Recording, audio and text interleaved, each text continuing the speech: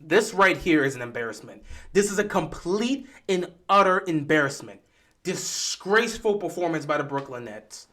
They have been pathetic down the stretch, and it has cost them all three of these games. The Boston Celtics tonight took this game over and came up clutch, and now they're up 3-0 in this series, and they're going to look to sweep the Brooklyn Nets on their home court in Game 4. And I don't see what's stopping them. They've been bullying the Nets the entire series, and the Nets have not been able to respond.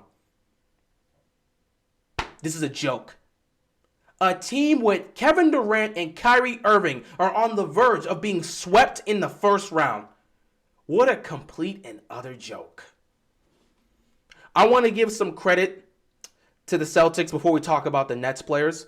Jason Tatum didn't shoot well from the field, but down the stretch, he took this game over. In the fourth quarter, he clamped up Kevin Durant, got some nice steals on them, made some great defensive plays, made some great shots, made some tough shots too. He showed up down the stretch and helped close this game out. 39 points from him, brilliant. Same for Jaylen Brown. Made some clutch defensive plays, had some tough baskets, made plays down the stretch to help them. He shot well, 23 points for him.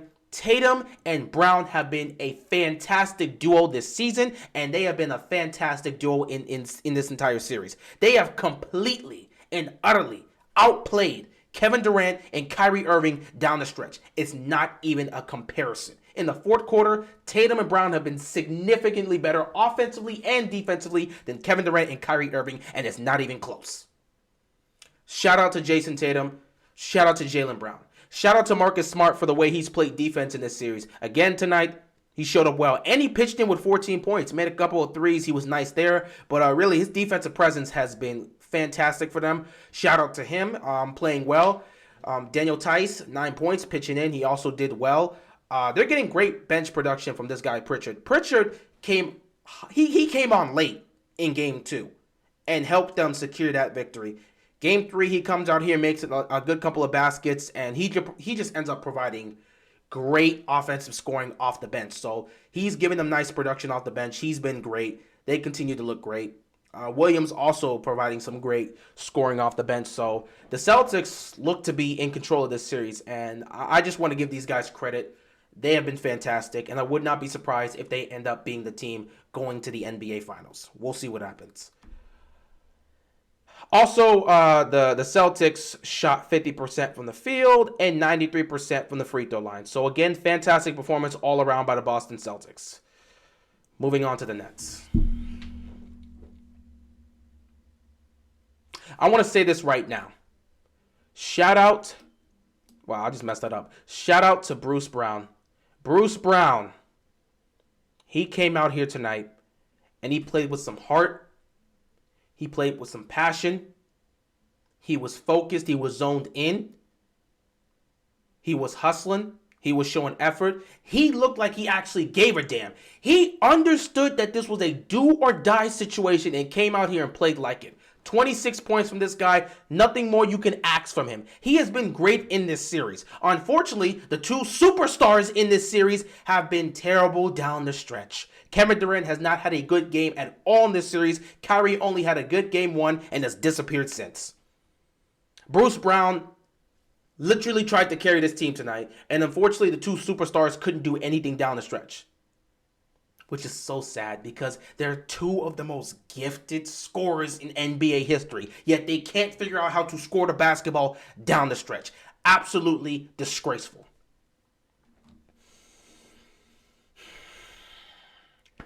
Seth Curry, 10 points. Shot 50% from the field. He didn't have a lot of shots, but he did what he could. There's not much you can ask from him when he's playing like that, so it is unfortunate, but he didn't get the shots he was looking for. Blake Griffin, he really hasn't played much in this series, but in the time he played in this game, he showed a lot of heart, a lot of passion. He was fighting. 8 points for him. Hit a couple of threes. He was trying, bro. He was trying. So credit to him. He showed some effort. He showed some care. Claxton, also another guy that showed some effort, showed some care. 13 points from him. He was fighting too. Him and Bruce Brown were trying to carry this damn team. And they were really trying. Patty Mills, again, fantastic job by him. 4 or 5 from the three. He was trying his damnedest to help this team, hitting a good couple of threes, just doing whatever he can. So, again, shout out to Patty Mills. Shout out to Claxton. Shout out to Blake Griffin. Shout out to Seth Curry. Shout out to Bruce Brown. Andre Drummond, really, I don't expect much from him. So it is what it is in that case. But, yeah.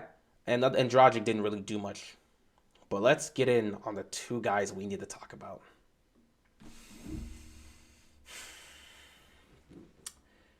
Kyrie Irving. Kyrie Irving tonight shot 6 of 17 from the field. He didn't hit a single three.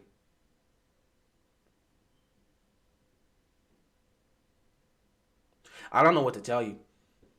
I really don't know what to tell you. Kyrie had a masterpiece in game one. A masterpiece in game one. Unfortunately, they weren't able to win that. Since then, he's disappeared. 10 points in game two. Virtually invisible down the stretch. I thought he would come out here and put up a better performance. And technically, he put up a better performance in game two because he scored more. But again, just like game two, here in game three, he disappeared down the stretch. He was virtually non-existent down the stretch. I don't know what to tell you, man. I don't know what to tell you. I'm so disappointed in Kyrie. And I just don't know what to say, bro. I really just don't know what to say about Kyrie. Because it feels, we already know what he's dealing with right now, what he's going through. We all know he's currently going through Ramadan, so he's not eating or drinking. So we understand what he's going through, and it's definitely tough to deal with there. But, we completely understand it, not taken away from it. But, in a situation like this, when you're a superstar, you got to show up. And it's tough, man. Kyrie's kind of in a tough position right there because, we're not going against his religion or anything like that. Hell, I'm not going to get personal with my religion because I know exactly what he's going through. So, yeah, it's definitely difficult to try and do anything without eating or drinking. Ramadan is definitely a tough time, and I'm not going to go into that. But so I know what Kyrie's going through, but damn, bro. It's like, I don't know what to say. It's like I don't know if he's just drained or what. But he had that masterpiece in game one, and since then, he's just been out of it. I don't know what to say. It's been bad. And I really don't know what to say. I want to be disappointed in Kyrie, but I don't know what the issue is. I don't know why he's gone in fourth quarters. He's not there. This has been an embarrassment for him. He's disappearing again. Like, what do I say? I really don't know what to say. I don't know what to think. I don't know how to feel about Kyrie Irving right now. All I know is he's going to get a lot of criticism for his play in this series. And people are not going to accept the whole, well, he's going through Ramadan. Because the first thing people will point to is Hakeem. Because Hakeem was also going through Ramadan during his championship runs. And he showed up. I mean, I don't know what to tell you. Hakeem showed up, and the Rockets still managed to win their championships, even though he was going through Ramadan. So people are not going to sit back and say that's an excuse for Kyrie Irving. They're not going to let that slide. But I'm not here to talk about religion or anything like that. I'm here to talk about his performance. And again, I don't know what to say about him. Down the stretch, in fourth quarters, he's been just absolutely gone. Completely disappeared. You can't find this dude. He's nowhere to be found in fourth quarters in the last two games. I'm just so disappointed in how Kyrie has played down the stretch. I expect better for him. I really expect better from him, and what he's provided me in these last two games has been completely disgraceful. But again, I don't know how to really feel about Kyrie Irving. There is somebody on this list, though, that I have some words to say. I know exactly how I feel about this player. Kevin Durant. Kevin Durant played the most minutes out of everybody on the court for the Nets. Actually, no, yeah. He played the most minutes out of everybody on the court, period. He played 46 minutes. Understand this. This is a do or die situation for the Brooklyn Nets. They couldn't afford to lose this game and go down 0-3 in this series. In a do or die situation, Kevin Durant played 46 minutes. He has been in a complete and utter disgrace in the first two games of this series. Game 2, he went 0 of 10 from the field in the second half.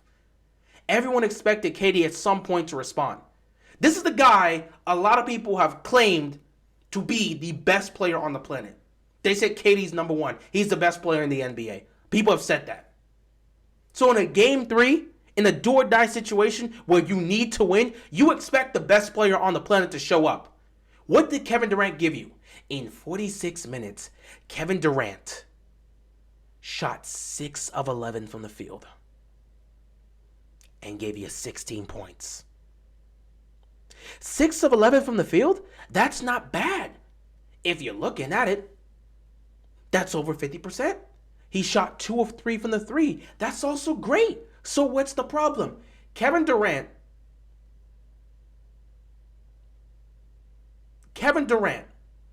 shot 6 of 11, and you would want to ask what the problem is. This is not Seth Curry we're talking about. This is not Bruce Brown we're talking about. This isn't Patty Mills we're talking about. You know, if those guys shot 6 of 11, which they wouldn't get those type of shots, well, at least Bruce Brown would. If those guys shot 6 of 11, you sit back and say, fantastic job. 6 of 11, 16 points. Great job from them. This is Kevin freaking Durant. Kevin Durant. In a do or die situation, shot the ball 11 times. Are you serious? Really? Kevin Durant shot the ball 11 times. If you watch this game, Kevin Durant was so damn passive. He wasn't aggressive at all. He shied away from the moment. And I'll say this, Boston has been playing fantastic defense on him. They have been shutting him out completely. And Kevin Durant, after each game, has spoken as to how difficult the defense he's been seeing has been and how tough these guys are playing him. But he's also said it's up to him to figure it out. It's his job to figure it out. Well, Kevin Durant, when are you going to figure it out? When are you going to figure it out? You took 11 shots. You played the most minute. Oh my God, I can't right now. I can't.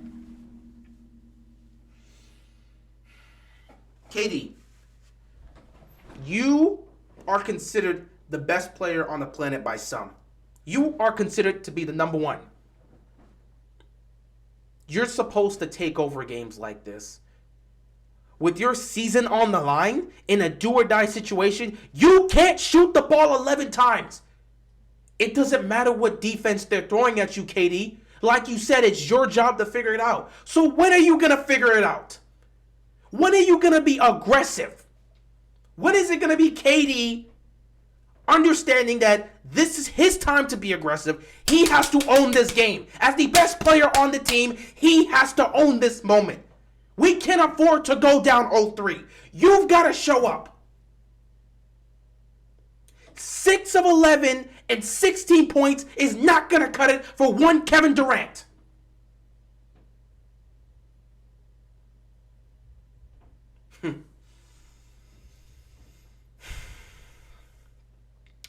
The funny thing about this is nothing new for Kevin Durant. This is not new for KD.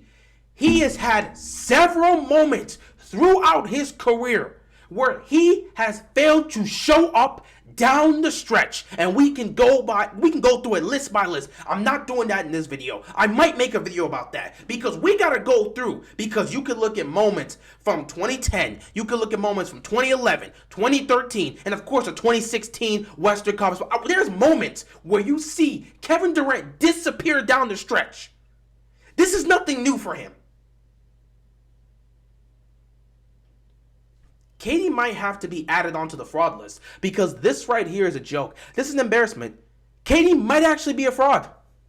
We might have to add this dude on the fraud list.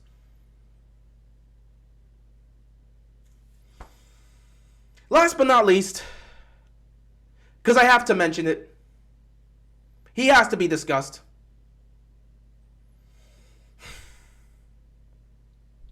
Steve Nash. Dude, what are you even doing? What are you doing as a coach? What are you doing? Where are the adjustments, Steve? Where are the adjustments?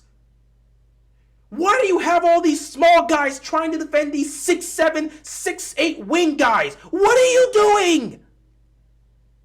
The Celtics all day are having mismatch after mismatch after mismatch. What adjustments have you made? What plays have you run to try and get KD open, to try and get Kyrie open? What have you been doing? What is the Nets offense besides give the ball to Kevin Durant and Kyrie Irving and let them play ISO? What is your offense? What are you doing as a coach, Steve? Please tell us. What are you doing as a coach? What plays are you running? What adjustments are you making? What defensive changes are you making? What mismatches are you taking advantage of? You are doing nothing as a coach. Nothing.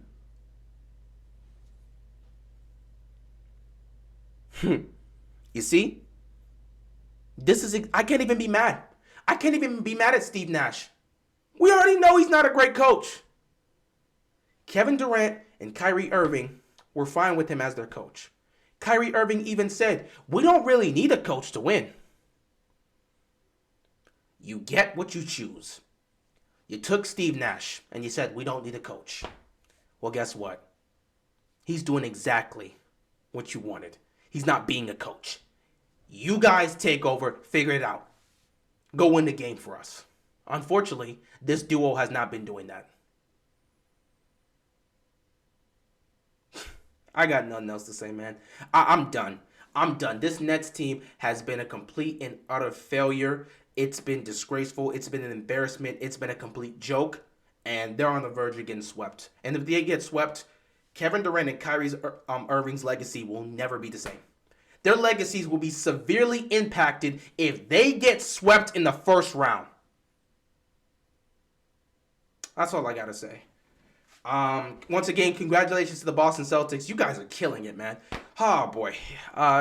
Whoever gets to the conference finals, be it Miami, assuming they can win there, I believe they're going to get out of the first round and move on to take on the Sixers. And I believe the Sixers are also going to get into the second round. So whether it's the Heat or the Sixers in the conference finals, I believe the Celtics are going to be there, especially with the injury that Middleton suffered for the Bucks. I think the Celtics are going to be at least in the Eastern Conference Finals. And whoever has to take on this unit is going to be in a lot, and I mean in a lot of battles. They're going to be dealing with a lot of pressure, and it's going to be very difficult for them. Be it Miami, be it Philadelphia, whoever makes it to that Conference Finals, they are in for a battle. And Milwaukee, if you can make it to the second round, you are in for a battle. So best of luck to you. Once again, congratulations to the Boston Celtics. That is all I've got, and I'm out of here, man. Peace.